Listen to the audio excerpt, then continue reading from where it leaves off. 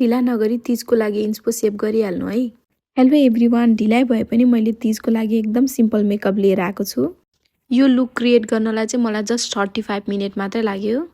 आजभोलि हल्का फुल्का मेकअप त सबैले गर्नुहुन्छ, त्यही भएर मैले चाहिँ मेकअपको डिटेललाई चाहिँ स्किप हानेर आई मेकअपलाई चाहिँ अलिकति बढी फोकस गर्छु भन्ने सोचेको छु। हुन त मलाई ब्लसको ब्लाइन्डनेस छ, त्यही पनि I am trying not to put too much blush. Crease line कम गर्नु छ भने भिजेको ब्युटी ब्लेन्डरले मजाले क्रिज लाइनमा मजाले ड्याब ड्याब गर्ने। पाउडरलाई चाहिँ कहिले पनि डाइरेक्टली आँखामा एप्लाई नगर्ने। डाइरेक्ट एप्लाई गर्दा चाहिँ क्रिज लाइन एकदम धेरै बस्ने चान्स हुन्छ। ब्रोन्जरलाई मैले क्रिज लाइनमा मजाले फैलाएँ। बर्गन्दी कलरलाई चाहिँ मैले आउटर कर्नर आईमा मजाले लगाएर अलिअलि अगाडितिर आएँ। त्यसपछि चाहिँ मैले बाँकी भएको पार्टमा चाहिँ मैले सिमर एड गरिदिएँ। आँखालाई फोकस देखाउनको लागि मैले ब्ल्याक कलरको आई स्याडो लिएर विङ लाइन क्रिएट गरेँ।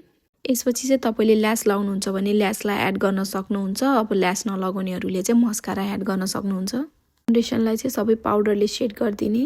साँच्चै भन्नुपर्दा रेड लिपस्टिकले चाहिँ केटीहरूलाई एउटा छुट्टै ग्लो दिने रहेछ।